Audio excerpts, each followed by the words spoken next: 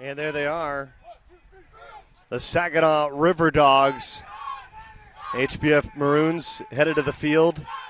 Took a little time to decide that Aiden Eichmann was going to be the starting pitcher today, and it's all about the field, right? General manager, well, it is. manager, no matter what it is. Yeah, that's exactly right. I think they were making sure that who they were going to go with, that they felt convicted on it, which they do with Aiden. I mean, Aiden's got a good size. He's a good sized kid for his age. Fastball, curveball, and changeup. But the good news is the fastball is his best pitch, and he's going to have to use it. I think that's the beautiful advantage of playing in this cold weather. If you're a pitcher and you have a pretty good fastball, you need to use it. It's like a dream when you're a pitcher. You show up cold day, the bats are going to sting a little bit. Well, yeah, and that's it. You pitch in on their hands or if they're out in front, any type of ball that's not hit squarely, your hands are ringing. And, that'll be kind of the early getting used to, I think, from both sides of the hitting is, generally that in the colder type of weather, the pitchers usually have the advantage. Well, because of the rain, it was a shortened format. The top 4 teams out of pool play advanced into bracket play. So that probably is one of the positives for both of these coaching staffs is typically on a Sunday, you have to go through a couple of pitchers just to get to the championship game. But I would assume that they have almost everything they want and more as far as the arms are concerned in this one. Yeah, you should have enough, I would think, with the way that they've kind of gone through this tournament, as you mentioned. It was shortened a little bit because of the rain. Listen, the rain yesterday was coming down hard. The fact that this field's in the shape that it is remarkable, the job that the grounds crew has done here. And clearly, I think the other advantage will be the fresher arms here. We should have a pretty good pitcher's duel. All right, we are ready for baseball.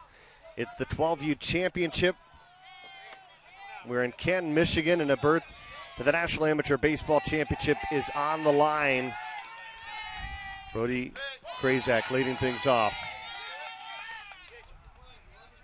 So important to see Aiden Eichmann get off to a good start. And the second pitch is put into play, but it's easily handled by the second baseman. And they take care of Krazak to start the contest.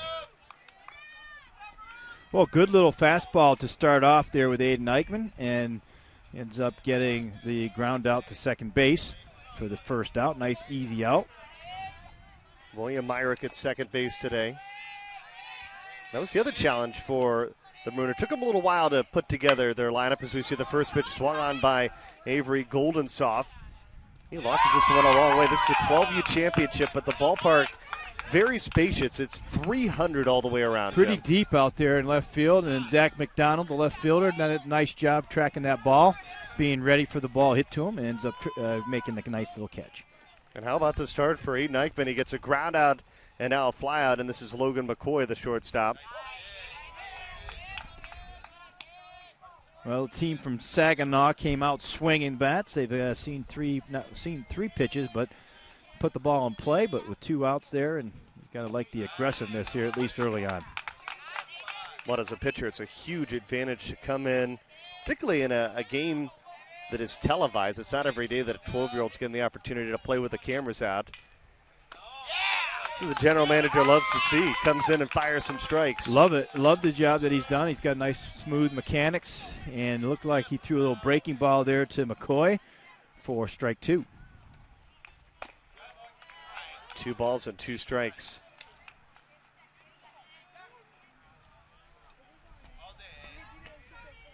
As I mentioned, Saginaw Bay and the Riverdawgs, neither team has really struggled early on in the season. They both have had a lot of success. The Saginaw team in USSSA events, 17-1. They've been playing together for a long time, and they go back into last fall. In other tournaments they played in, they've won a combined 37 games. Pretty impressive. Well, credit Logan McCoy with a nice at-bat there. He had fallen behind 1 and 2, but he remained patient at the plate. Well, and that's hard to do, especially with the previous 2 hitters are aggressive, and you have Eichmann on the mound throwing strikes, but he did a nice job battling that to the full count and drawing the walk. Cleanup hitter, Cole Proud starting the game in left field at the plate now. Cole's been their best hitter, really, during the tournament and probably overall, from what his coach was telling me. Got a couple of hitters. McCoy's been very consistent. So is Prout. Prout, the only left-handed hitter here so far.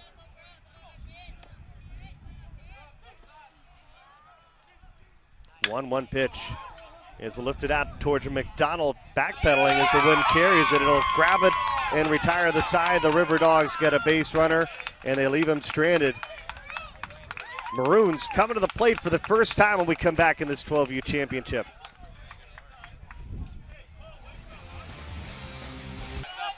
Well, it's a 12U championship game here in Canton, Michigan. Let's meet the home team today, the HBF Maroons out of Kalamazoo. Grant Pickard. I play center field, and my favorite baseball player is Bryce Harper. Hi, my name is Carson Byers. I play first base, and my favorite baseball player is Bryce Harper.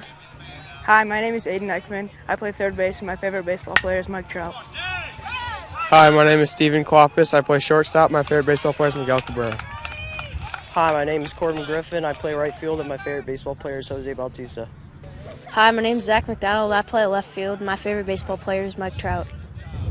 Hi, my name is Sam Leashock. I play catcher, and my favorite baseball player is Andrew McCutcheon. Hi, my name is Luke Cairns. I play left field, and my favorite baseball player is Mike Trout. Hi, my name is Jacob Spencer. I play second base, and my favorite baseball player is Mike Trout. Hi, my name is William Mark. I play second and shortstop, and my favorite baseball player is Troy Tulowitzki. Well, and our starting pitcher today is Thomas Shapansky, and he came in. And Grant Pickard grounds out to second base, and Carson Byers flies out to left. Took him 3 pitches. 2 pitches, I think, but 2 or 3, whatever it was. They're very aggressive swinging already, the Kalamazoo Maroons, and you see them. I think we've seen that early on that last top half of the inning as well. Aggressive early in the count, trying to see if they can get to Shapansky, and Shapansky throwing strikes. And it's interesting because that's one of the things that I think has changed in baseball over the last decade is you saw these players in the 90s taking the first pitch, trying to get these starters deep into the count. And now they've come to find out that I think you're hitting about 165 when you have 2 strikes. So probably better to swing early. Yeah, well, and that's the thing. You don't want to get to the breaking ball if you can help it, especially with a guy who has a good fastball. But generally, they're trying to throw first pitch strikes. That's the one thing with pitchers. You get ahead in a count like that, 0-1, that's a huge advantage. So the hitter is trying to reverse that and be aggressive. Bouncing ball and just foul for Aiden Eichman on the first base line. His favorite player is Derek Jeter. That's not a coincidence. That is not a coincidence. This Kalamazoo Maroons, where Jeter actually was a part of, and they have one of Jeter's coaches, Mike Hinga, still coaching at the 18U level for that Kalamazoo team. So they still have that Derek Jeter influence.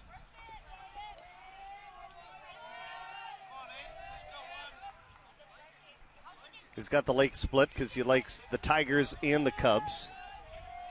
It's good to have an American International League team nowadays, always right? Nice. That's exactly right. You can have more than one team, one good team. As long as it's one National League, one American League. You don't want to have teams in the same. You don't want to be a Red Sox and Yankee fan, Bernie. Be pretty they tough, can't right? do that. You can't be a Cubs and Cardinals fan, can you? I don't think. Called strike 3 at the knees, and Thomas Shapansky flies through the first inning. We are cruising right along here in Canton, Michigan. We will play the second of this 12U championship when we come back on MLB.com. Flying right along, a pitcher's duel here in the 12U championship game. Let's check in once again with Stephanie Funkhauser.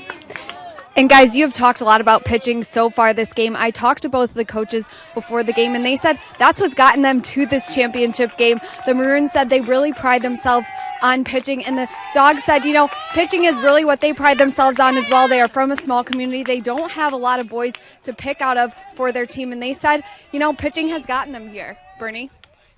Pitching's the key. I don't care what level you're at, right? Well, you better have depth in pitching if you can. Power pitching is preferable, but, yeah, you need guys who can throw strikes and mix pitches and throw off-speed stuff, but in particular the fastball changeup work that way. If you can do that, you're going to be in a lot of tournaments. You're going to win a lot of tournaments. Both these teams have depth in pitching. It's a pitcher, Tommy Shapansky, at the plate. Pitcher versus pitcher here in the top of the second inning. Eichman been very impressive as well early on. Throwing strikes. Popped up again.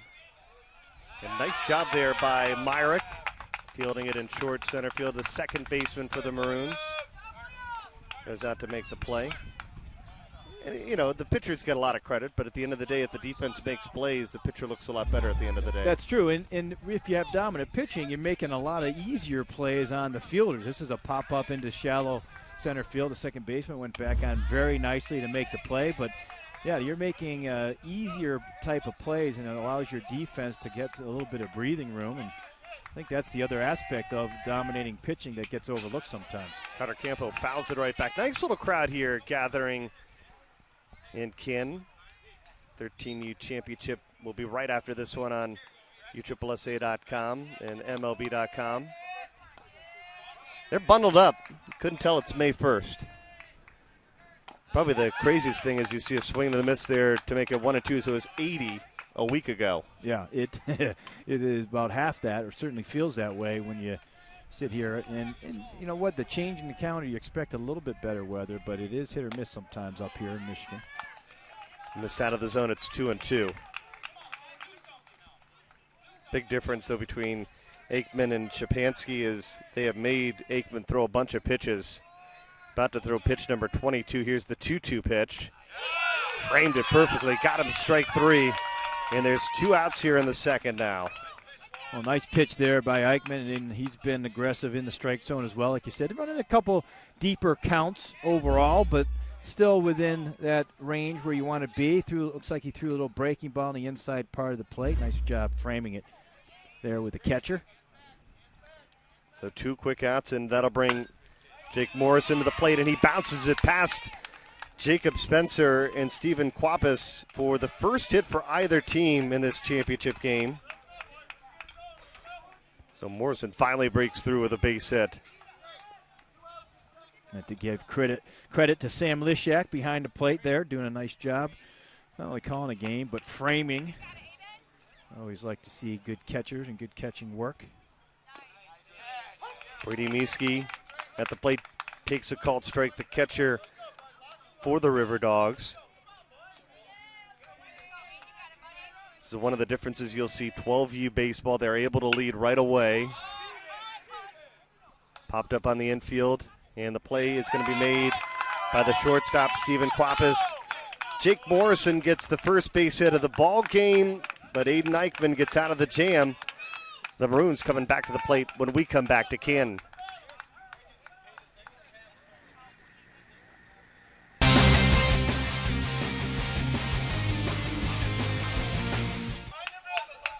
Hard to imagine we already have a month of Major League Baseball in the books. And now we're getting into the final month of qualifying for the USSSA Elite World Series and the USSSA National Championship Series as well. Stephen Quapis, the shortstop, who made the last out, will lead things off here in the second. It's 4, 5, and 6.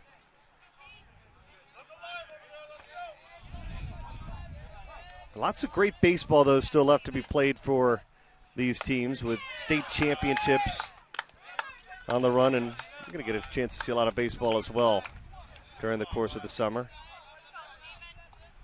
We'll be together in Kansas City the next time there at the Memorial Day tournament.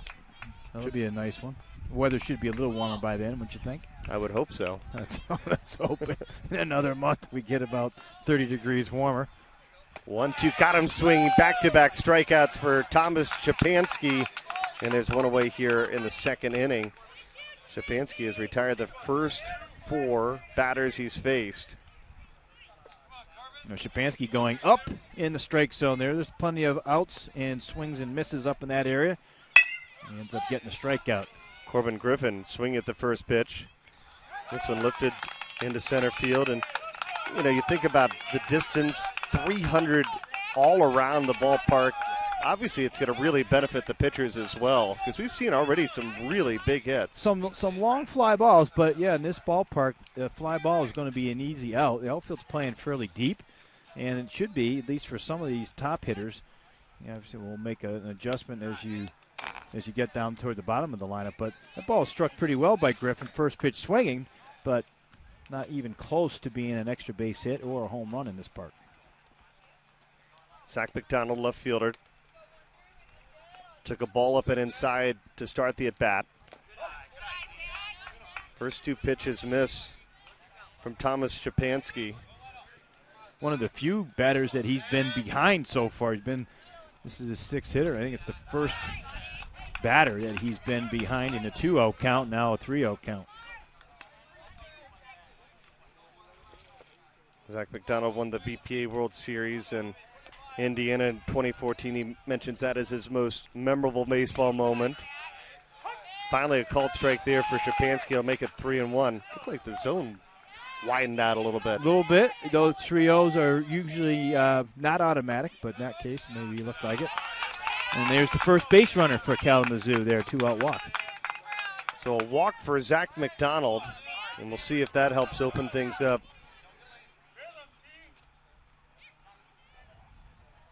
Mentioned that this is a team that's perfect as well. They haven't played a whole lot of baseball at 8-0, but better to be 8-0 than 0-8 at this point. Yeah, well, and that's the thing that, when they're playing together like that, getting off to a good start in the early part of the tournament, you can get a lot of confidence as you kind of weave your way through your tournament schedule during the summer.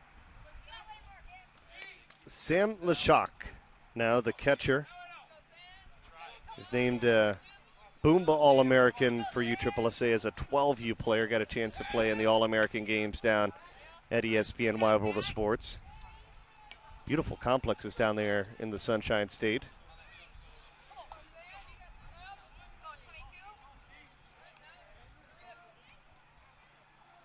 Maroons with their first base runner. Now it's going to be fouled away. It'll even the count.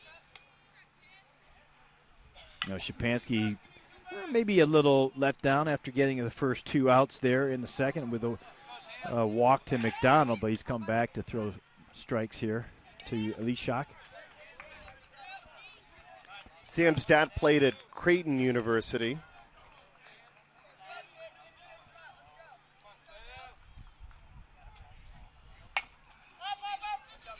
This one drifting and just out of the reach of Carter Campo, the catcher, made a fabulous effort at it. Good hustle over there. Yeah, that's not an easy play for any catcher. You take the mask off, trying to find the ball and then go get it, but he seemed to have a pretty good beat on it, just out of his reach. Szczepanski with a chance for his 3rd strikeout of the contest.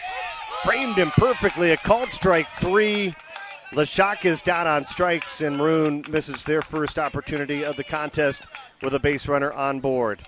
2 complete here in Canton, Michigan. We are scoreless between the Riverdawgs and the Maroons. Welcome back to the 12U championship game here at the Canton Super NIT. Coach, you guys have focused a lot on their mental training and focus. What is the team's focus with a couple innings under the belt now? Well, our priority always is to focus on those things that we can control, and keeping it all in perspective, and just trying to win each pitch all game long. And if we do that and focus on the things we can control, our attitude and our effort, the outcome kind of takes care of itself. And it has been quite a battle of the pitchers so far. How does that affect your game plan? Our game plan is to hit our spots as pitchers. Pitchers control throwing strikes and their attitude and their effort. They don't strike guys out. They try to hit their spots, and we've got to play good defense. Thanks, Coach. All right, thank you. Well, I'd say it's a pitcher's duel so far, Jim. Just 1 hit combined. Riverdawgs, Gavin Bayless coming to the plate. Jake Morrison credited with the only hit so far. Both teams have had a base runner via the walk. Not a lot of base runners, as you mentioned. And the pitching's been very good. Eichmann throwing strikes, hasn't hurt himself. Had that 1 walk with 2 outs, but retired the next hitter pretty easily. And then second inning gave up that base hit with 2 outs. So the damage really in both sides have been with 2 outs, and they've had a base runner, but really no one else got into second base. I'll tell you this. If I didn't have my calendar in front, I might tell you it feels like October. There's only 1 October, and these 2 pitchers are pitching like it's a postseason battle. Outside of that walk there, Gavin Bayless will lead off the 3rd inning with a base on balls. Well, that's a tough one right there, because if you look at it from the coach's standpoint, Eichmann walking the first batter. He's the number 9 hitter, and Rich McDonald, their head coach, is going to go out and talk to him a little bit about it. That's exactly what you don't want to do. You want to be aggressive in that bottom of that lineup if you can, not get those base runners on. Now you get the top of the lineup with nobody on, and Krishak has been a guy that can really bunt. That's one thing that his coach, his dad, Mark Krishak, of course, is instilled in his son is the fundamentals, and he has been one of those guys that's been able to bunt successfully, not only in this tournament but so far this year. You think this is a pretty good spot to think about bunting? I think this is a spot where I wouldn't be surprised if he tries to move him over. They throw over to first to kind of get a read on it. And Brody wasn't biting on that one. And we were mentioning earlier they do lead off. Even at 12U, even if we did a 9 or 10U championship game, they'd be leading off as well. So they're learning real baseball rules early on. Yeah, it takes a little getting used to sometimes, early in the season when you're not used to it. But clearly with the bases being as far as they are. Well, no reason to bunt as that throw is going to go into center field. A stolen base for Gavin Bayless. And now the Dogs have a runner in scoring position here in the top of the third. Well, nice job there. Good lead by Bayless, and it got a very good jump as Leshak tried to make the throw down to second base and threw it high. I think he would have beaten the throw anyway. 1-1 pitch is foul back. And now he's taking some hacks. Yeah, well, Krishak is the guy that's trying to move him over and get him in, possibly. I like the idea they're trying to hit the ball the other way to the right side, move the runner over. See if he can do that now with 2 strikes. Big spot for Eichmann to get a strikeout. Instead, he gets a ground ball to second base, and Myrick is going to flip it over to first and get the first out of the inning. Oh, that's a tremendous at-bat there by Brody Krishak. You look at that with 2 strikes, being able to get the ball in play and over to the right side to move the runner over in addition to that. Very, very impressive.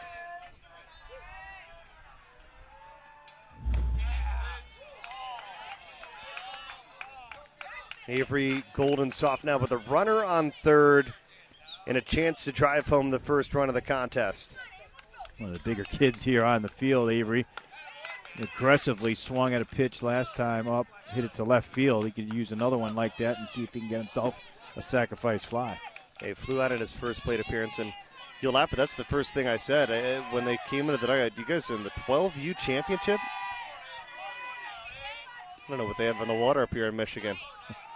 Completely fooled him there. It's a tough pitch there, the breaking ball. He was looking on a 2-0 pitch, something that you're trying to hack at, and maybe a little over anxious trying to drive that runner in there. You're looking for a fastball that you can drive. 2-1, just out of the zone. It's 3-1. Let's see if he makes an adjustment here, Bernie, on a 3-1 count, another hitter's count. Looking for a fastball up. See what he gets. 3-1 gets the fastball, but it's popped up on the infield. How about the first baseman, Carson Byers? You could hear him over here calling everybody off. He was over in second base position making that play. Carson taking charge in the infield there. And usually that's a ball the second baseman would come in, call him off, but no, Byers had it the whole way. Some great communication, especially with just 8 games under the belt. Here's McCoy, who walked in his first plate appearance, one of 3 base runners for the Riverdawgs in this championship.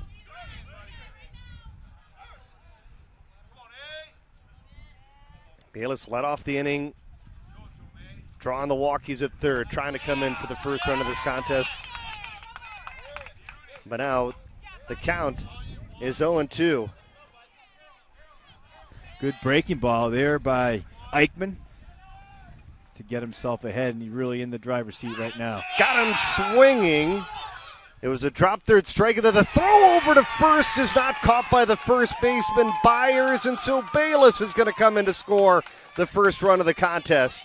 What a tough break there for Aiden Eichmann, who gets the strikeout, and then McCoy is going to reach on a drop third strike. Tough throw there by the catcher, Leshak. He had a hard time grabbing the ball first and getting a handle on it, and then he had to throw it over the runner, McCoy, who was hustling down the line. Not an easy throw, and it short hopped the first baseman.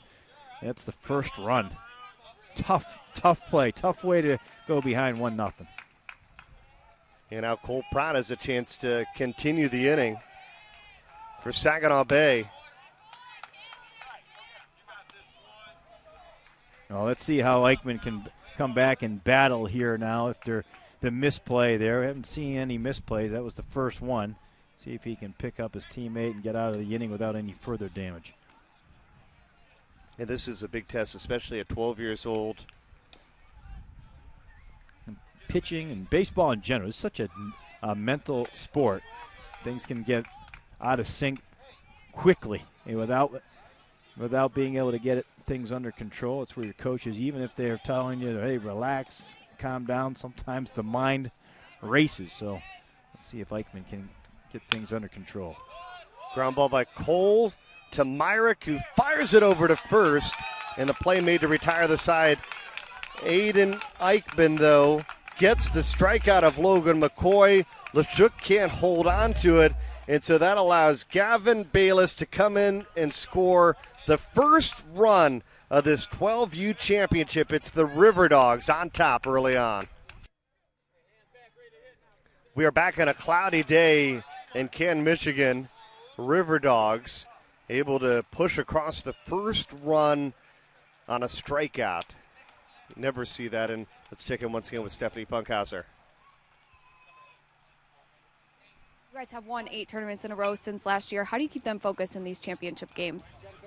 I think this is what they live for. I mean, we call it Championship Sunday. If we're wearing red, it's a great day. And defensively is something that you guys have been really strong. How do you think they've done defensively so far these first couple of innings?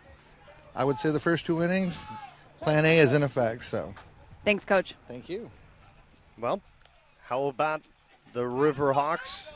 They've gotten on the board first here. And I will see how the Maroons can try to answer back. They at the bottom of their lineup getting a chance to see Thomas Shapansky for the first time. Shapansky with 3 strikeouts already. His only blemish, a walk to Zach McDonald. And Luke Kearns is the leadoff hitter. Took a big cut there, and he's behind 0-2. Well, this is an important inning here for Shapansky. He can come out and shut down Kalamazoo and try to limit that momentum. They have the momentum right now after scoring the run, and you always like to see him get that first hitter, which is what he does, a high strikeout. Back-to-back Ks for Thomas Shapansky. He's got 4 in the contest. That'll bring the plate Jacob Spencer, the third baseman. So the last inning, the top half of the inning where the leadoff guy, that 9-hole hitter, got on base, ended up scoring a run. You're trying to keep the bottom of the lineup, if you can, from getting on base. We met A-Rod before. Meet J-Rod. That's his nickname, pitcher and outfielder for the HBF Maroons, Easton. Said his most memorable baseball moment came probably about a couple hours ago, beating the Detroit Bees in the semifinals to play in this championship. Still early to have long memories, right? Plenty of time to create some memories, right? Gonna get a base on balls there. Just the second base runner of the contest for HBF Maroons. Well, Shapansky ends up getting behind in the count there on Spencer, as you mentioned. 3-1 fastball kind of rode in on his hands for ball 4. So a 1-out walk. See if he can limit the damage here. And now hitting 10th is William Myrick. You had the opportunity in USSSA baseball to bat 9, 10, or your entire roster, and the Maroons have elected to bat everyone at 11 batters today.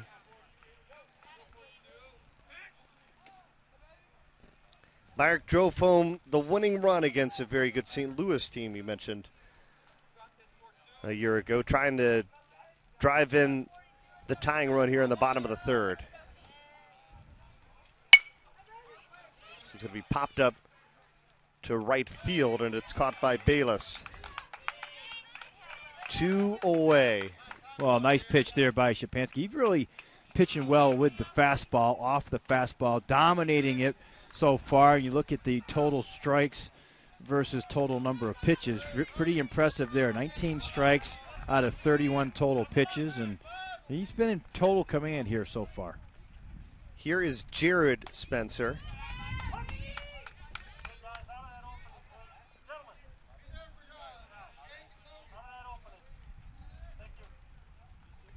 Got the two twin brothers playing on the same baseball team together. It's got to be pretty special. Yeah, a little unusual, but got to like that. Both of them in the lineup, 2 hitters apart. One's a lefty hitter, one's a righty hitter. So there is a little difference there with the twins. Even obviously not identical, I guess, right? I guess not. Bouncing ball, base hit past the diving Logan McCoy. And that is the first hit of the ball game, and it comes by the 11-hole hitter, Jared Spencer. And there's 2 on with 2 out here in the bottom of the 3rd inning. Well, how about the production here so far from the bottom of the lineup here for Kalamazoo? Nice short stroke by Spencer. Lines the ball right up the middle, just past the shortstop McCoy, who was diving for it, trying to keep it in. And now Grant Pickard at the top of the lineup, who grounded out on the first pitch he saw. Will take a inside called strike, but he has a chance to drive home the tying run here in the bottom of the 3rd of a 6-inning game. 2 on with 2 out. And the 0-1 is fouled back and away.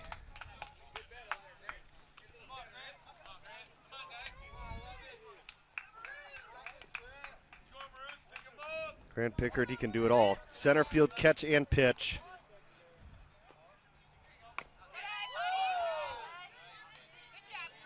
Carter Campa, nice job there trying to frame that pitch on the corner. Pretty good little spot for Shapansky to try to throw an 0-2 pitch in that area. Just missed outside. Shapansky with a chance to get out of a big jam. Swing and a miss. He got him. Strikeout number 5 for Thomas Shapansky. And the Maroons, they strand an opportunity in the 3rd. 3 innings in the book here in Canton, Michigan. It's the Riverdawgs up by 1 in the 12U championship.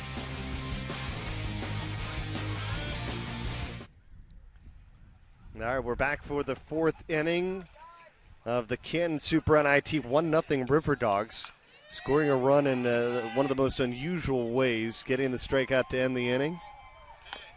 But they obviously take it. Take it any way. You know, the way the pitching has been, 1 run could end up being the difference. And, you know, Shapansky did what he needed to do last inning on the mound. Now he's hoping to add to that with the first hitter of this inning. Popped out to the second baseman his last at bat. Now, how about the day by Shapansky? 5 Ks. He's allowed only 1 hit. Jared Spencer, the second to last batter an inning ago, got the only hit of the contest so far for HBF. Yeah, only 2 hits combined so far in the day. A couple base runners via the walk, but both pitchers have been pretty much dialing it in, throwing strikes so far.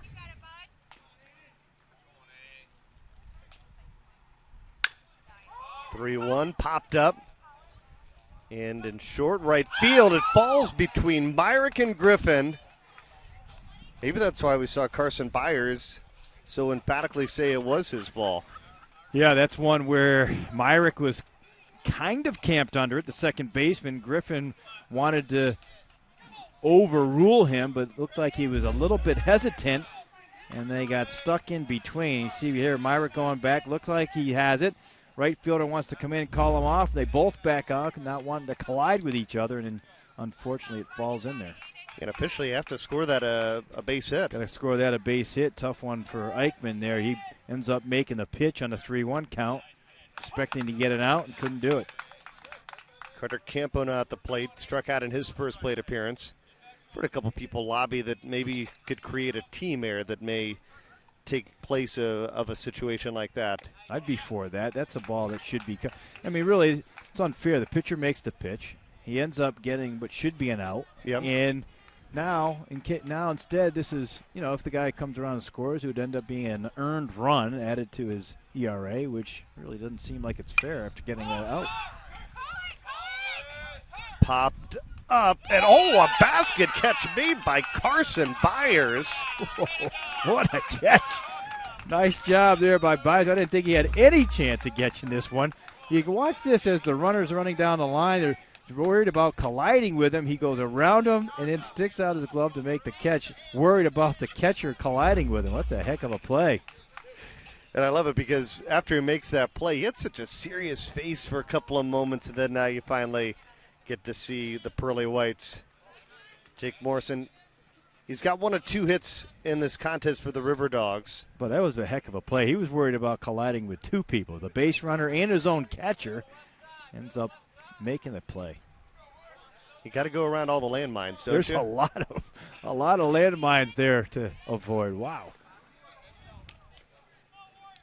Well, despite the fact that Morrison's a pretty big target, Eichmann's behind 2-0. Here in the top of the 4th, they play only 6 innings in this championship game. Now, Eichmann at 56 pitches there. Pretty firm fastball still. Looks like he's well rested. Morrison at the plate. Good-sized kid as he swings and lifts one into left field. And it's going to be caught. 2 outs. McDonald getting some action out there today. That's his 3rd put out. It's all about walking that fine line. Here's another look. Fly ball there, and McDonald playing fairly deep because Morrison's a big kid. Ends up coming in a couple steps to make the play. Brady Mieske had an infield pop-up in his first plate appearance back in the 2nd inning. Eichmann 1 out away from getting out of this. He had the leadoff man on, and I thought it was foul tip, but it looks like no contact was made by Mieske. Well, that wild pitch there. Tough one to block. Leshak trying to keep the ball in front of him, but just scooted away. Nice reaction there by Szczepanski to get down into scoring position. Yeah, now a big opportunity here. This one grounded on the infield. Quapis over to first, and that'll retire the side. The Riverdawgs strand a runner in scoring position, but they lead this 12U championship up by a run, headed to the bottom of the 4th.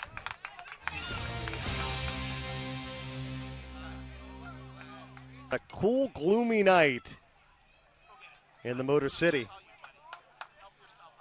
Maroons coming to the plate here in the bottom of the 4th inning with eyes on trying to drive home the tying run. Certainly with the cool weather, it is a pitcher's duel indeed, and Szczepanski headed back to the mound to begin things here in the bottom of the 4th. Look at how efficient he's been. He's thrown only 38 pitches, and the first pitch he throws to Carson Byers is a called strike. I love the mechanics. It's not real overly complicated delivery. He gets the sign and just delivers the pitch. He's really been aggressive here. 5 Ks, as you mentioned. Only 2 walks, and that's a little surprising when he walks somebody. But he's been really impressive here so far through the first 3. Byers 0 for 1, and he lifts this one, and it falls for a base hit in center field. Byers aboard with a leadoff single. And Byers having himself a nice little inning, Bernie. First, the nice catch that he made last half inning. Avoiding contact. Here he makes contact for a base hit. Nice piece of hitting here. You can see the reaction by Thomas Szczepanski. Those pitchers, they want everything to be caught, don't they? Anything that's up in the air for longer than 3 seconds, they think should be caught. Yes, Jeff Nelson, C.J. Nikowski, I know you've been doing games with. Every single ball that's hit should be an out. Aiden Eichmann takes a called strike at the knees. They always make their pitch, yeah, at least in their opinion. Confidence is key, right? Sometimes confidence is a good thing. Sometimes it becomes delusional, and that's when general managers are supposed to let them know. They don't really like that much. I'm sure you've had many a conversation in your time. Well, I had conversations with CJ along the way for sure. Oh, man, up and inside it. He's hit by a pitch, and that's not a good sign. Aiden Eichmann has been pitching so well. We hope that it's just the cold, chilly weather. And on that left elbow, it looked like. That ball, got in on his hand or elbow and sometimes that ball gets hit on that funny bone. It makes your arm and hand tingle. And you add in the fact that we're playing in cold weather, that's not a lot of fun. The tricky thing now for him is that he's got to go back and throw, too. Yeah, that is it'd be interesting to see what they decide to do there. If they get somebody warming up, they're going to have a courtesy runner, get him to maybe put some ice on it, but he is really guarding that elbow gingerly. We do get a courtesy runner for pitchers and catchers. It's going to be Grant Pickard, who made the last out for HBF Maroons, coming on to run. And quietly, the Maroons getting the first two aboard here in the bottom of the fourth inning. Now you have your cleanup hitter and Stephen Quapis at the plate. Guess that maybe changes the mentality of the idea of bunt, as that one's going to get to the backstop. And now there's two in scoring position. Forget about the bunt. The wild pitch takes care of that. Yeah, and Szczepanski's showing just a small bit of wildness here in this inning after the hit by pitch, having to get himself together. His coach went out to talk to him. And this one is driven deep. This should score one. It's going to be over the head of Cole Proud. It's going to score two. And look at Quapis. He'll hold it second with a 2 RBI double. 2-1. HBF on top here in Canton. Well, how quickly things have changed there. You look at what Kalamazoo has been able to accomplish here in this inning with the first three batters getting on base. What a clutch hit by Quapis. Drills the ball into left center field, just in between the two outfielders for a 2 RBI double. And this was well struck out there in left center field. Neither guy could get it. You see, just in case, Byers tagging up from third. That's good base running right there. Yeah, I was going to say, we knew no matter what off the bat that it was going to score at least one run. And now how about this Corbin Griffin at the plate? Nobody out and a chance to add to this one-run lead. Well, the second time through the lineup here, Kalamazoo has made some adjustments and done a nice job just putting the ball in play. Byers with the base hit to center. Quapis double into left center field, and now Szczepanski trying to limit the damage any further. Popped up, and this one drifts, and it's off the top of the fence. Unplayable for Morrison, the third baseman. Griffin getting some good hacks here. Looks like they're seeing Szczepanski a lot better the second time through the lineup. Reminder, USSSA Elite World Series begins July 29th right here on MLB.com. These two teams vying for a spot in Orlando. Griffin looking for his first hit of the game. Here's the 2-2 pitch. Just missed out of the zone. The count is full. Good idea and good at bat here by Griffin, a left-handed hitter. And a nice job being selective. Ball 4. Griffin's going to draw the walk. And how about the start to the fourth? The first 4 batters have reached for HBF. Well, and on the walk, it looks like Quapis ended up getting over to third base. Nice heads-up play there. So now runners on first and third, nobody out. Now Zach McDonald.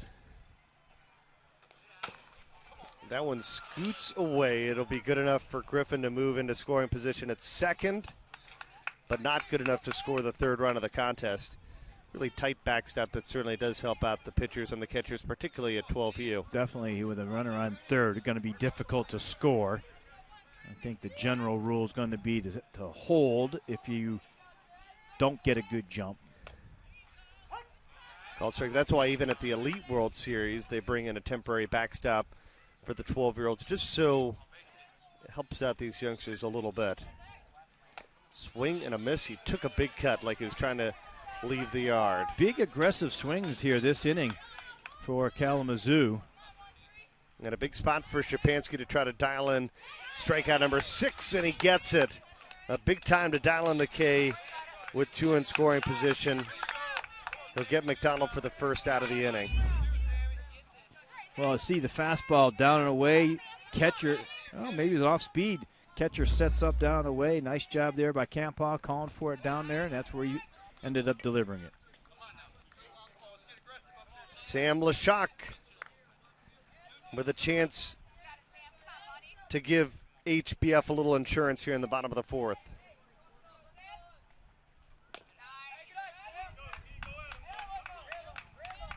It's not what you like to see if you're Szczepanski falling behind early on, particularly at the bottom of the lineup, already down a run. Looks like he was pitching a little tentatively after the hit by pitch.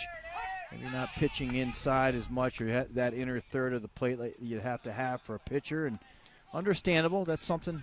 Ball gets up and in. You see a pitcher or a hitter get hit by a pitch. You can be a little shell shocked. Swing and a miss. It's 2-2, and this is the type of strike zone I've noticed that someone like Jeff Nelson would like to pitch in. Not with runners in scoring position, but every little bit helps. Swing and a miss. He got him out of the zone. Back-to-back strikeouts now for Szczepanski. He's got 7 in the game. Now, all of a sudden, he's gotten his command back, going up in the strike zone here. And Leshak ends up expanding the strike zone. Szczepanski, 7 Ks through 3 2/3. Luke Kearns. He's one of the 7 strikeout victims for Szczepanski. Trying to keep things alive here in the 4th inning.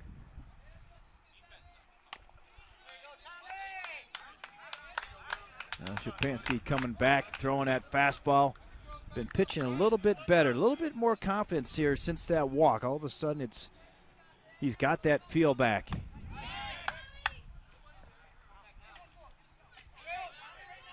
Big lead down here at third base by Kawapis. Trying to see if he can potentially score on a wild pitch.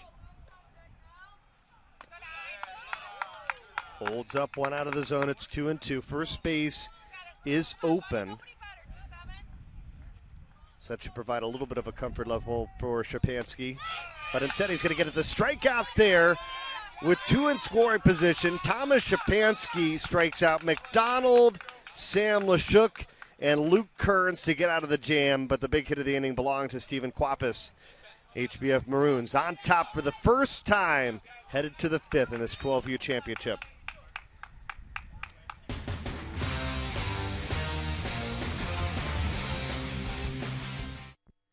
Welcome back to the USSSA National Championship Series here in Canton, Michigan.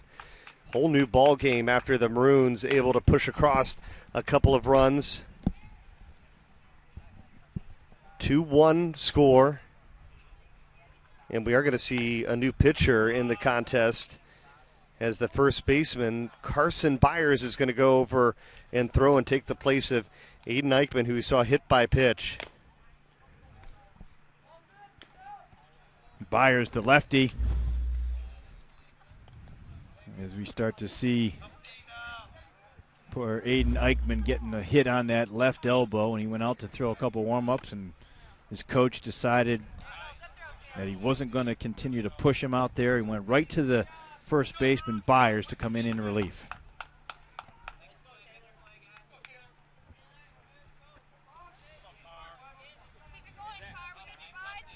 Well, Byers has had an impressive day fielding. Now we'll see what he can do throwing. It's always different coming in as a reliever with the lead than it is coming in trailing. And the Maroons are 2 innings away from being crowned 12U champions. Byers led off the inning, last inning with the base hit. So now he's going to come in and try to shut down the Riverdawgs from Saginaw. Not an easy task.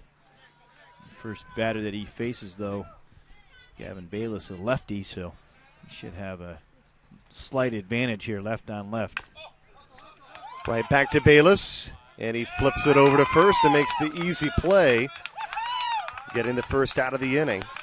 You see already what he's going to feature. Byers a little bit different than Eichmann. I like the transition that we've seen there. A little off speed, trying to control bat speed. You see there the little curve ball, and he gets himself into fielding position. The comebacker is able to make the play. Getting the first 2 outs, fielding his position well. Brody kind of slipped as he went around, hobbling back to the dugout. You see the pitcher there, Carson Byers, ends up making the pitch as we see the replay, and the bunt right back to him.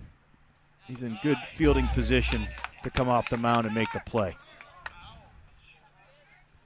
Golden soft.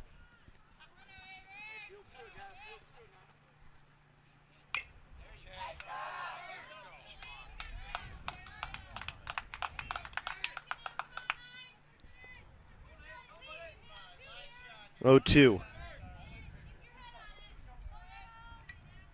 Byers looking for a quick 5th. Byers has been very impressive. Here he is playing first base, comes in with about 5 warm-up pitches and throwing strikes here. 7 pitches, and I think 6 are for strikes. Base hit down the left field line for Avery Golden Soft. Trying to break things up a little bit with Byers throwing strikes, Avery taking advantage. Pretty good piece of hitting here. Golden Soft keeping the hands back on the breaking ball and lines it just by the third baseman in the left field. Love the hustle by McDonald, the left fielder, to keep him from getting to second base. Logan McCoy now. A 2-1 ball game. You don't want to get that tying run into scoring position if you can help it. And that's the job that the left fielder did on that play, McDonald. Byers trying to make sure that Golden Soft doesn't steal second. Well, Logan McCoy, credited with producing the only run of the contest for the Riverdawgs, and he did so in the most unusual way. Struck out and then reached first on a drop third strike. And then the throw getting away from Byers helped bring in Gavin Bayless. Carson Byers throwing strikes again, ahead 0-2 again. He continues to throw plenty of strikes here in relief.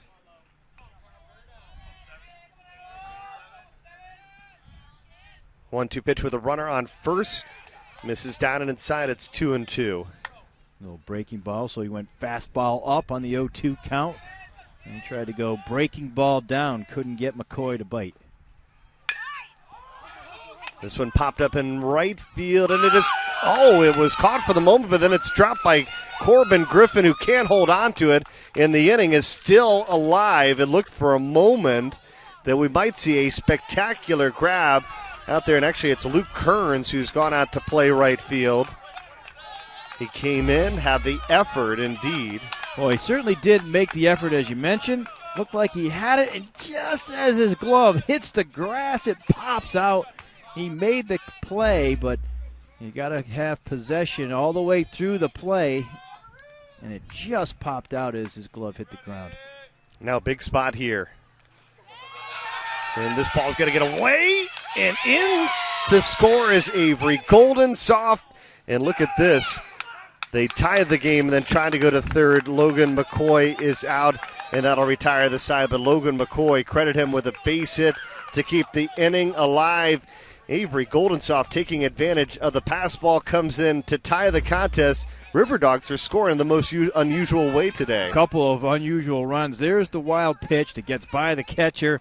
Leshak, he hustles after it and throws it to the pitcher. And Byers, of course, being heads up, throws the guy out at third base. All right, we're back. USSSA National Championship Series. Maroons at the plate in a tie contest here in the bottom of the fifth inning.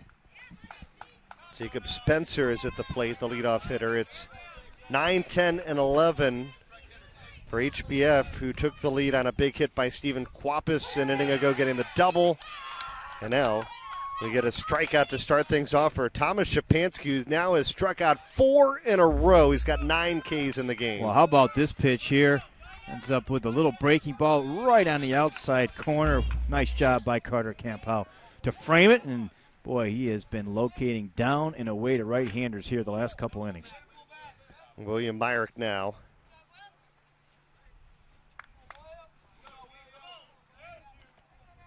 He has been impressive here, Shapansky, the last Bouncing 5 ball. batters. McCoy across the diamond.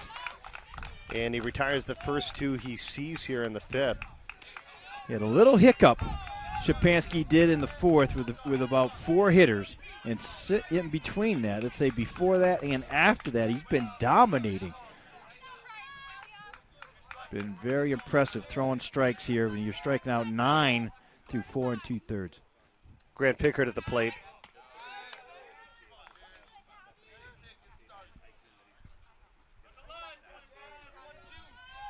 Jared Spencer, at the plate. And then Grant Pickett will follow him. Spencer had a nice base hit his last time up the middle. Trying to get something going here with 2 outs to see if they can get a 2-out rally. 1-1, swing and a miss. It's 1-2.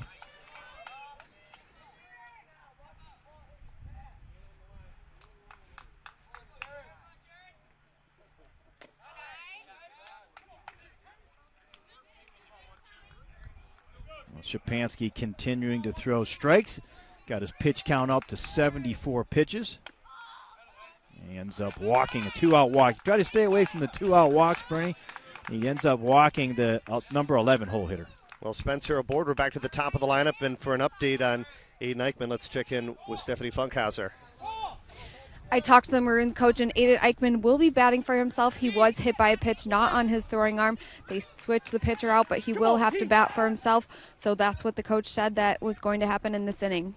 Bernie? Well, that's big because, the tricky thing about going 9, 10, or your entire roster, when you get your entire roster, if you have an injury, you don't have a batter, if you will, to be a sub, which can be problematic because obviously you don't want to just give up and out. Right. And Eichmann, as you saw, sitting there on the bench with ice on his shoulder, trying to keep that thing from swelling up so that he can actually swing the bat. He's still gingerly trying to get a left batting glove on that arm, on that hand, and it doesn't help that. But I'm not saying that it's going to be. be, that's what I was going to say. I'm not saying that it's any easier if it was June or July and it was 80 or 90 degrees, but it's far more difficult when it is in the high 40s here in Canton, Michigan. Yeah, and he's just trying to keep the thing loose as he's coming out here beyond the dugout to swing the bat just to see how it feels, and that thing's going to tighten up a little bit later. So do the best you can on this and see if he can swing it and maybe even decide to bunt, depending on the situation.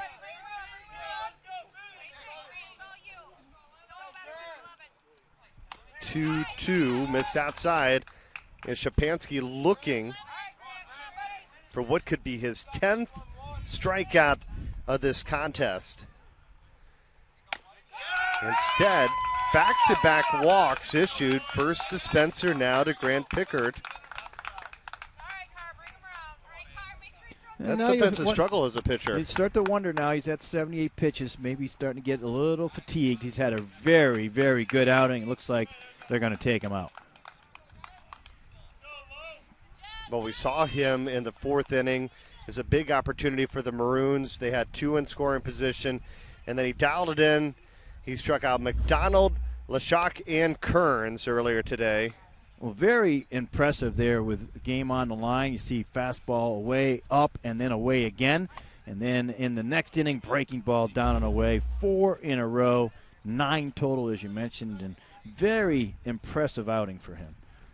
Yeah, not a bad day for Thomas Shapansky. You can see it in his eyes. Probably wishes he could get that final batter to get out of the jam. But instead we're going to see a new pitcher for the Riverdawgs. It's going to be Logan McCoy coming in to throw. And what do you think about McCoy in the first couple of pitches we've seen from him? McCoy coming in a little different stuff than what you have with Shapansky. little funky type of delivery, and looks like he's a kid who will throw strikes. That's what you're looking for in this spot. Well, the USSSA National Championship Series is coming to the CBS Sports Network. We'll have live coverage of the National Championship games August 6th and August 7th on the CBS Sports Network. I know you're dialed in for that one. Dialed in, of course. August 6th and 7th. You and I did that last year. We'll be doing that one again, I would imagine. Yeah. Got you on the docket. We'll be down there for Disney.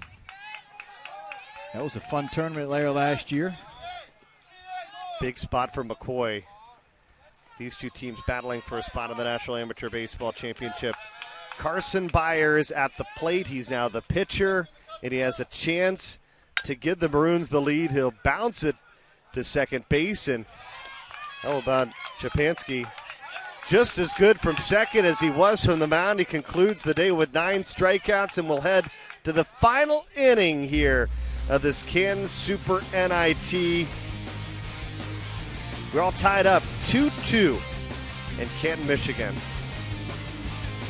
We're back for the final inning of play here in this 12U championship game. It comes down to the 6th inning for the Riverdawgs and the Maroons. And first pitch takes care of the first batter of the inning for the Riverdawgs as they get Cole Proud to end the inning. And I would say that Carson Byers has been brilliant in relief so far. Boy, he's done a terrific job coming in, throwing strikes, and just being overall aggressive with all of his pitches, both fastball and the breaking ball. Tommy Shapansky led off the 4th with a base hit. He'll finish the day with 9 strikeouts. And how fitting it was that someone comes in relief for him, and he makes the final out. Yeah, well, and that's the thing. You better be able to play another position besides pitch, which we always see in these type of travel ball situations. And the ball has a tendency to find you no matter what. And Shapansky, a terrific athlete.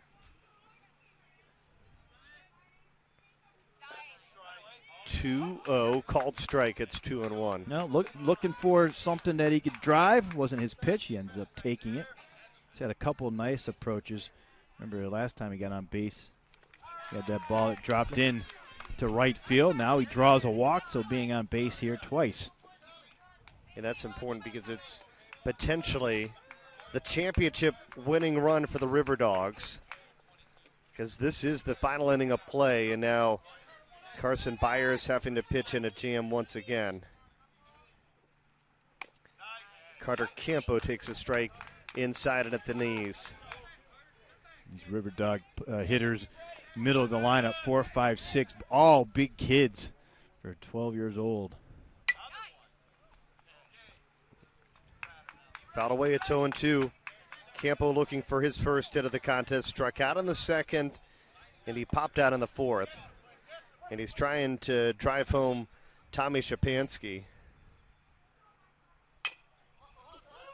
Bounce on the infield, taken well. And Shapansky slides right in to the second baseman, Myrick, who's shaken up a little bit, but holds his own. Well, Shapansky went in hard and making sure there wasn't a double play, but he ended up coming off the base a little bit and took the legs out from the second baseman, and that's one of those plays. If you're the second baseman, Myrick, you want to catch the ball and get out of there so you don't get taken out in that play like that. I like the sportsmanship by Shapansky, making sure he's okay before he runs off the field. So 1 out now and 2 out. And Byers is an out away from bringing the Maroons to the dugout where they can pick up their bats and have a chance for a walk-off winner.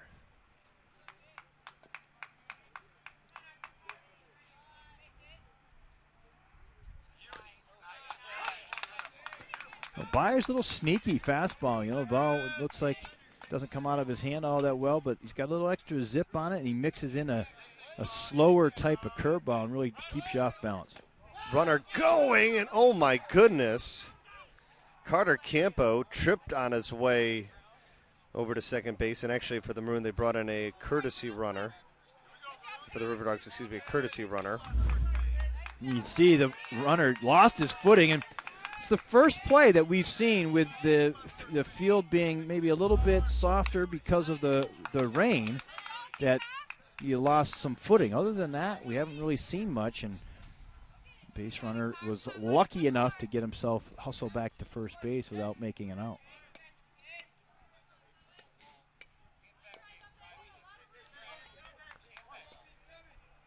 Two and two. Byers checks back the runner. Byers trying to keep him close over there and keep that go-ahead runner from getting into scoring position. Campo on his way to second, and he does steal the base. How about that? Campo makes up for it.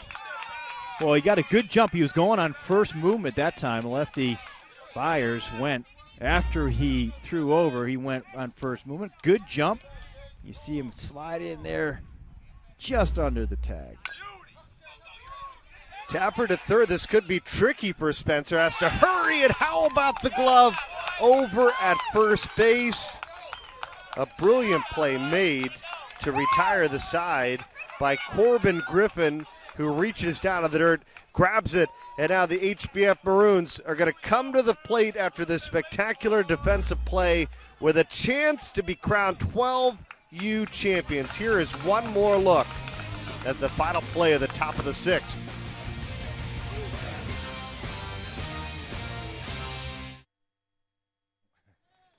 Seems like a long time ago. Bernie Gunther, Jim Duquette, Stephanie Funkhauser back for the final inning of play in this 12U championship.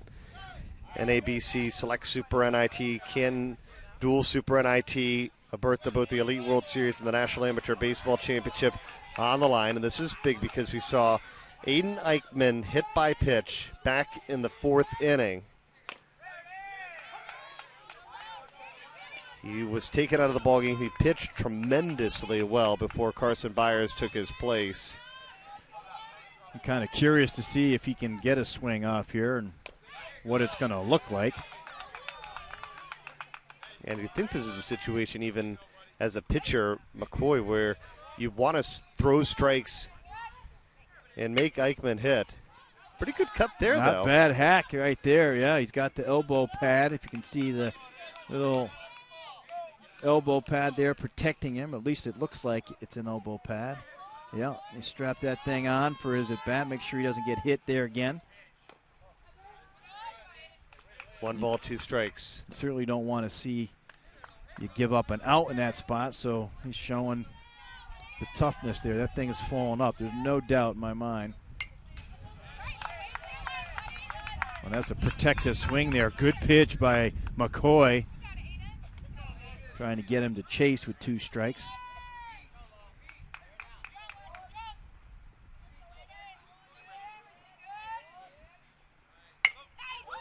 Waits on it, and he hits this one well to right field, and it is out. They're saying that it was caught out in right field. It took a while for our home plate umpire to make the call. It looked like he signaled. He came up and said out at first. We're still waiting to officially get the ruling. Well, this ball was well struck down the right field line, but it looked like it popped out of his glove at the last second. Yeah, it does. And it's one of those things where we actually do have replay here. You see the ball just drops out of his glove, and the right fielder blocked it so where the home plate umpire could not see it. Yeah, that should have been a double, but instead it's going to go in the books as a fly out. One more replay. He didn't get the greatest root on it, but you see the ball pops out of his glove, but he's hidden his body from the home plate umpire, who's the one who made the call. The first base umpire was watching and making sure the runner touched the base.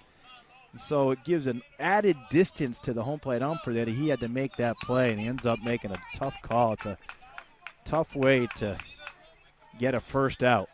It's a very difficult play to be made, and difficult even for our home plate umpire to have to see and make that call from his vantage point. Obviously, when you go to more than 2 umpiring cruises, we'll see later in the year. Tough play. It is, like you said, 2 umpires, it's even more difficult. That's the hard part. And, listen, Major League Baseball, you got to replay, instant replay, right? And that's one of the reasons why. What are they doing in New York? We could have called them up. Could have called it. We didn't even have to go to New York. Well, nice pitch there by McCoy to strike out Quapis. And now, instead of having a runner on second with the potential go-ahead run, you have 2 outs and nobody on. See that fastball, riding little 2-seam fastball in on his hands. Corbin Griffin out to right field. It's another long run, but this one clearly does fall. And he slides into second, and they say he's safe. So Griffin with a double here in the 6th inning. Well, that's good hustle by Griffin. Paul popped up down the right field line, and he was in that kind of no man's land as he realized, boy, that has a chance to drop. He ends up running right around first base without much hesitation. The second baseman, Shapansky, picked it up, bare hand, strong throw into second, just in under the tag. And so they're going to intentionally walk Zach McDonald.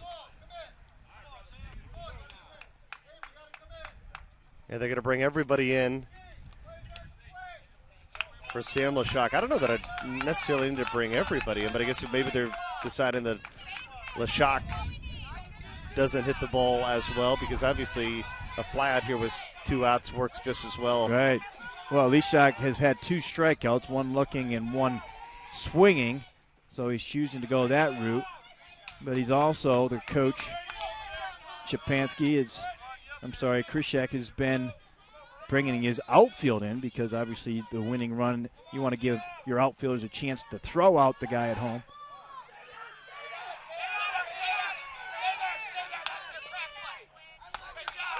And we tried a little trick play there. How about that from McCoy? Try to pick off. Bring him to get over to the runner Broadway at second to go off the base. It's one of those plays where the pitcher falls down, the infielders fall down, and you're hoping an over-aggressiveness by the base runner. And now they advance. And a chance for the Maroons to win it. The championship winning run is at 3rd for HBF. And now they end up walking Lashak as well for a bases loaded situation with 2 outs. The winning run sitting there at 3rd base. Luke Cairns at the plate.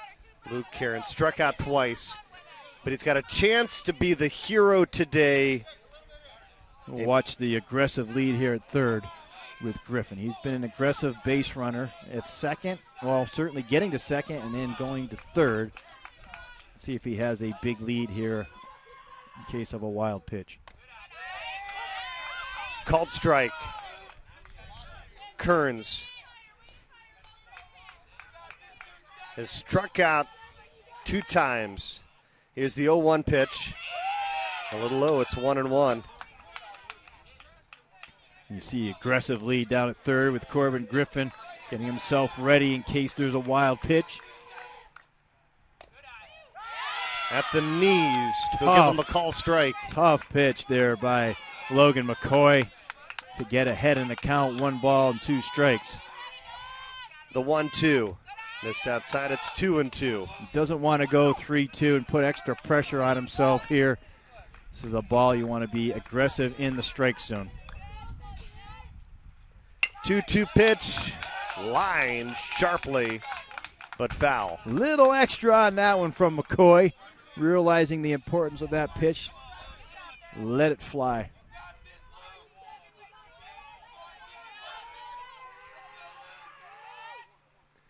Two, a little low. And now McCoy has got to find the zone with this one. Game is on the line here. What an important pitch for McCoy. Here is the payoff pitch. It's right down the middle for a called strike 3. McCoy gets out of a bases-loaded jam. Oh, wow, what a pitch. 3 balls and 2 strikes, not much more pressure than that. Nowhere to put him.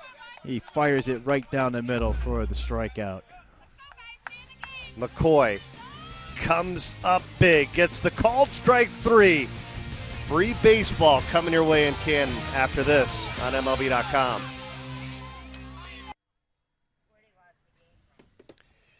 Extra baseball here in Canton, Michigan. We head to the 7th inning. We are tied 2-2. Some big pitches there thrown by McCoy. Oh, McCoy being aggressive in the strike zone there. Not an easy pitch to make. Bases loaded, 3 balls, 2 strikes. Not any more pressure than that. With the tournament win or loss on the line, he steps up and throws a strike to get out of the inning. Brady Mieske will lead things off. It's 8-9-1 for the Saginaw Bay Riverdawgs.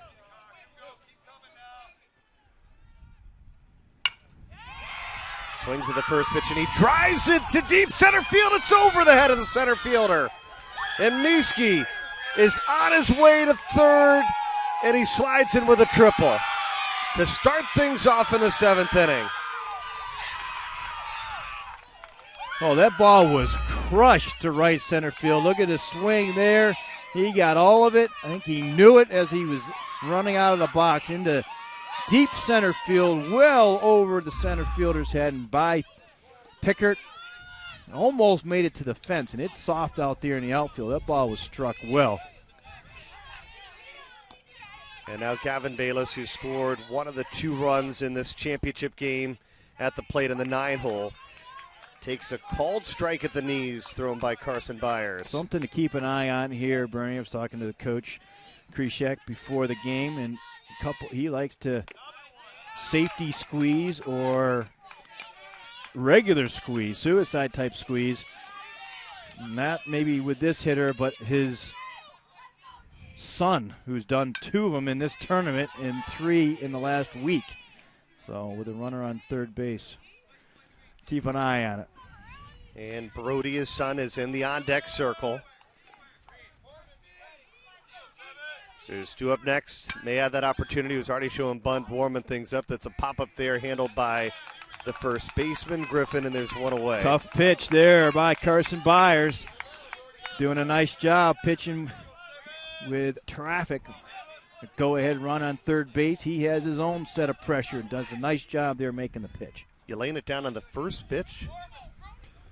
Well, I think that's one of those where you probably wait and give him a strike, get to an 0-1 count. Or he'll do it in the first pitch, a little safety squeeze, right. Mieske took a couple steps in, waited, but Brody Krisak could not lay it down, so he's going to get another opportunity. And I like that kind of play. It's a tough one to defend. The base runner goes as far as the third baseman. He can go down the line a little bit, and he can also take off for home when the throw goes to first. So there's a lot of different things that you can do in this situation. See, and you have some opportunities out with Byers. Are you thinking about maybe being out of the zone a little bit since they've been shown bunt? Just to see. You don't want to walk them, that's for sure. Kind of fisted, but foul. And now with 2 strikes, I would think the bunt would be pulled off. I would think he would take it off at this point with 2 strikes for sure. No margin of error here. He can certainly handle the bat, though. That's the other interesting thing. But I would suspect now outfield has come way in, and you got to believe he's going to let him swing away here. 1-2 to Krashak. Popped up on the infield, called for and caught. He's aggressive. Couple of steps off the bag, but no reason to go home there. No reason to go on a pop-up to the infield, and, boy, Carson Byers has made 2 really good pitches to get some pop-ups, and soft pop-ups into the infield. He's 1 out away from getting out of this jam. He's got to get Golden Spoon, who swings at the first pitch and pops it into center field. The play made. It is caught, and the side is retired. Brady Mieske leads off the inning with a triple, but Carson Byers gets out of the jam. And the Maroons back to the plate with a chance to win it in the bottom of the 7th when we come back.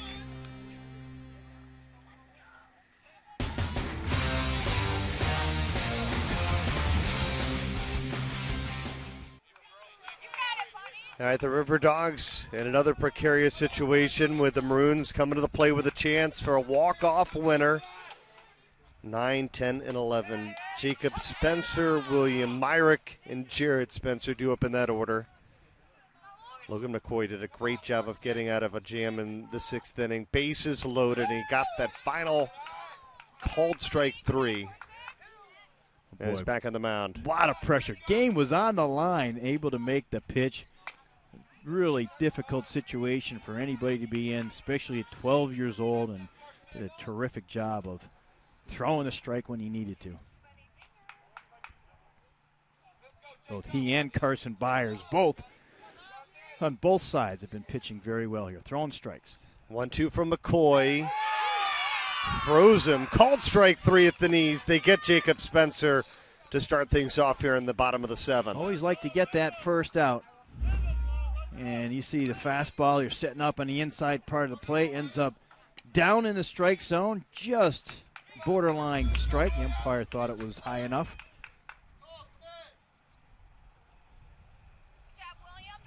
Telling you, it's a day that I think Jeff Nelson or C.J. Nikoski would enjoy pitching. Absolutely. They love those cold days. It's been a comfortable zone. So William Myrick at the plate. And he tries it into center field for a base hit. The championship winning run is aboard once again here in the bottom of the 7th. Well, the bottom part of the Kalamazoo lineup been on base here quite a bit during the game. That was a nice little base hit. Fastball. He stays with it. Nice stroke up the middle.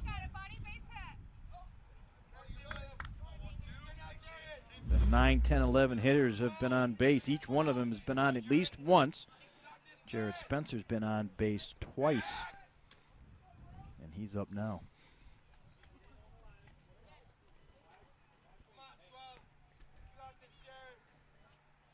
Spencer singled in the 3rd. He walked in the 5th inning.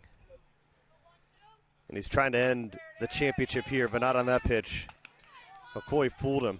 McCoy's had a couple nice pitches down in the strike zone. Hard to put a good piece of wood or bat, aluminum bat, on the ball there, but Myrick did it, and Spencer's going to try to do it as well.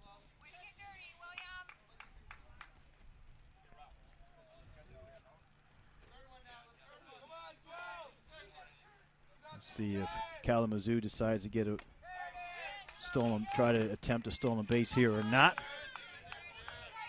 Top of the lineup coming around. You certainly don't want to run into any outs. A chance for McCoy to get his 2nd K of the inning. He's ahead 0-2 on Jared Spencer. He gets him out of the zone, and there's 2 outs now in the 7th.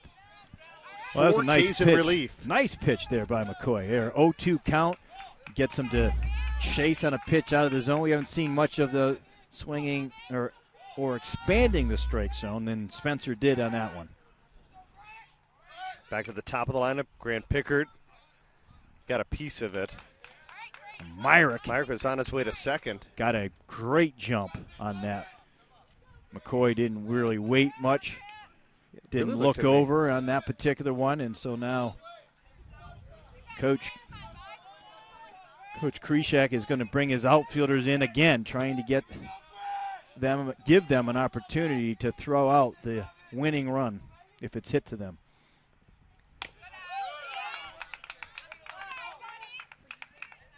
A chance to win the ball game for the Maroon center fielder here in the bottom of the 7th. Pickard 0 for 2 with a walk. Trying to just put the ball in play here with 2 outs. 1-2.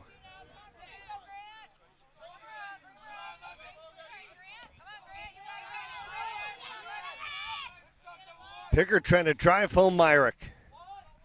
McCoy trying to dial in his 3rd strikeout of the inning. Here's the 1-2 pitch. Got him swinging to retire the side. 7 innings, not enough. Logan McCoy, he's got 5 strikeouts now in relief and 3 strikeouts in the 7th inning alone. Another big pitch by the Riverdawgs reliever.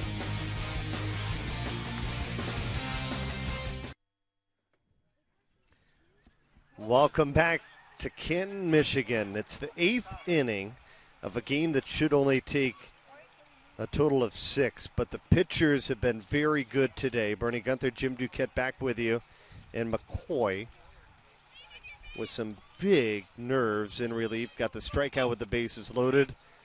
The Maroons had another opportunity with a runner in scoring position in the bottom of the 7th, and once again he comes through with a strikeout. He's got 5 in relief. Yeah, both pitchers have come in and done a terrific job in relief. Carson Byers, of course, coming in for the injured Eichmann. McCoy's been throwing strikes as well. 5 Ks in 2 innings is pretty darn impressive from McCoy's standpoint here. And coach coming out to talk to Byers a little bit. No clock needed. I noticed being in Wrigley 2 days ago, that was the most intriguing thing is the clock the second that the manager went out to talk. It was, 20 seconds? Is that right? 30 seconds 30 at the Major League level. Yep, that's one change that they're going to make, and looks like they're going to go ahead and make a change here with the pitching.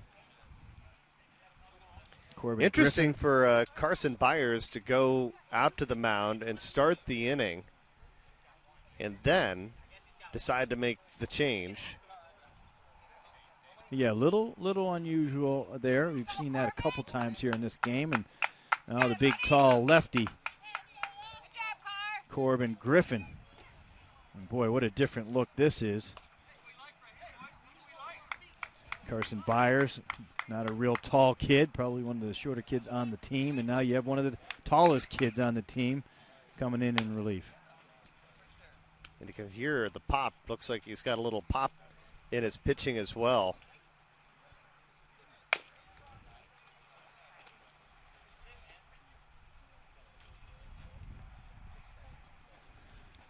Connor Griffin trying to close down the Riverdawgs.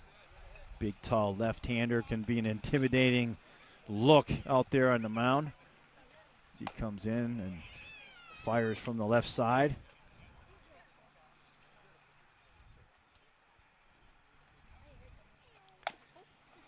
Reminder, our next broadcast, Memorial Day Super NIT coming your way from Kansas City. We'll have it for you on MLB.com May 30th.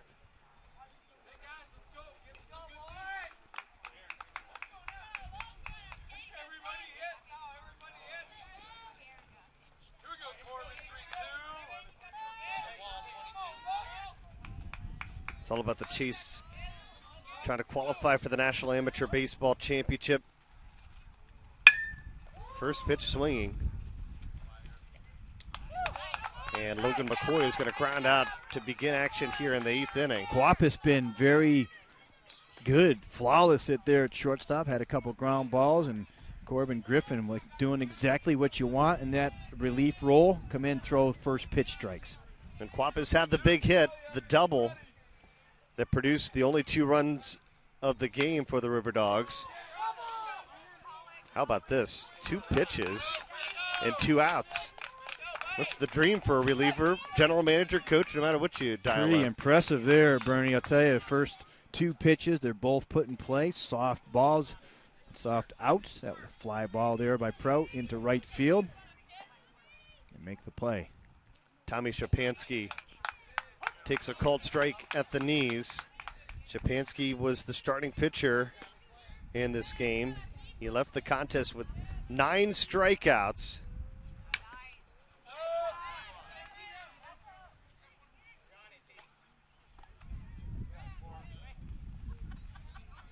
And now Griffin a chance for a 1-2-3 inning in relief.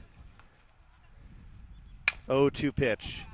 Grounded to Quapis. He'll handle it. Flip it. The throw is high, but Carson Byers somehow corrals it. He'll tag the bag and end the inning. Connor Griffin comes in and gets a 1-2-3 inning in relief. Little defense shown by the first baseman has the Maroons with a chance to win the championship once again in the bottom of the 8th when we come back to Canton, Michigan.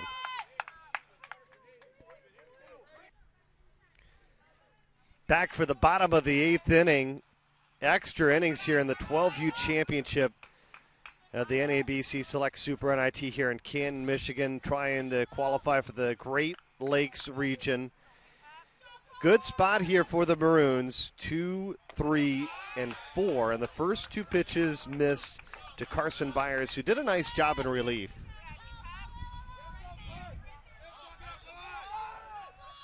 To a pitch from McCoy. It's 3-0. Now McCoy facing the tough part of the lineup here, 2, 3, and 4. This is really where, in his third full inning of work, starting to maybe lose a little bit of that command that he's had. He's pitched so well. And for the third consecutive inning, the Maroons have the championship winning run aboard. And they'll do so here in the 8th with nobody out. Go back to that 6th inning, if you remember. The ball that went out to right field, that the diving play was made. The ball dropped in, but umpire didn't see it. They called it a catch, and then with 2 outs, nobody on, they end up loading the bases, and McCoy gets out of it. And so he's been in trouble a little bit here. Bases loaded situation that inning. Man on second last inning. Yep. And now he has the leadoff guy on. But likely, in all honesty, with that ball out to right field that fell in, we saw a double by Corbin Griffin, and that would have been the ball game. Would have been the ball game for sure. But it's all part of the game.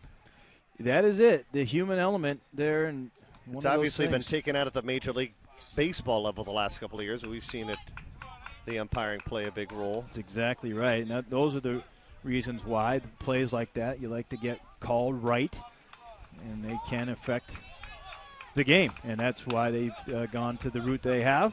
And here is who was robbed, ironically. Aiden Eichmann. We were worried after he was hit by pitch about his ability to swing, as he was hit right on the elbow, but didn't bother him back in the 6th inning for sure. Interesting idea there. Coach Krishek brings the second baseman and third baseman in case they thought it was a bunting situation. You got your 3-hole hitter, though. Not so sure I'd be doing that. And he lines it down the line for a base hit. Byers, they're waving him to third.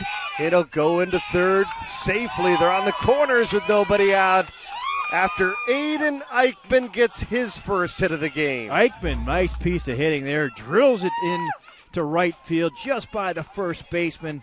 First pitch swinging, and he ends up getting Byers all the way over to third, and he is the winning run again. Kalamazoo has the winning run in scoring position. They're going to intentionally walk Stephen Quapis, whose 2 RBI double back in the 4th inning produced the only 2 runs of the game for the Maroons. And now here's Corbin Griffin with the bases loaded with a chance for a walk-off winner. Here's something that you're trying not to do too much here, Bernie. Just trying to get a pitch up in the strike zone that you can put a solid piece of the bat on. We've seen McCoy get tested, but by far, this is his biggest test here in the bottom of the 8th inning. Infield in, outfield in, trying to cut off the winning run at home. The 0-1 pitch, swing and a miss. It's 0-2. A little bit big of a swing there with Corbin Griffin. Again, trying to just shorten it up. Not easy to do. If there was ever a moment to dial on the strikeout, here's the 0-2 pitch. Couldn't get him to bite out of the zone. Game on the line here. Griffin came in last inning, did a nice job in relief. Has a chance to win it. The 1-2 popped up to left field. Cole Prout will grab it. Byers headed home. Here's the throw to the plate. Oh, he's safe. And HBF has won it for the 12U champions of the NABC Select Super NIT here in Canton.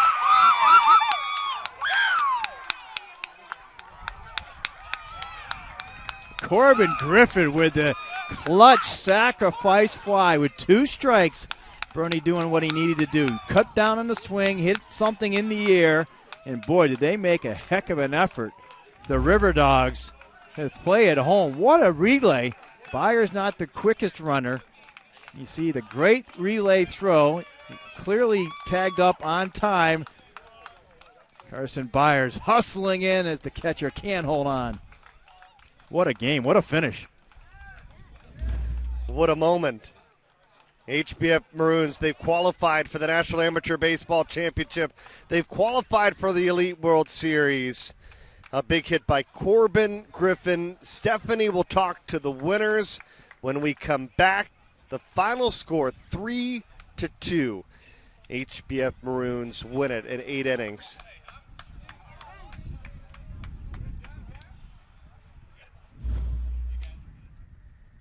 Another look at the celebration by Carson Byers and company after the extra inning win.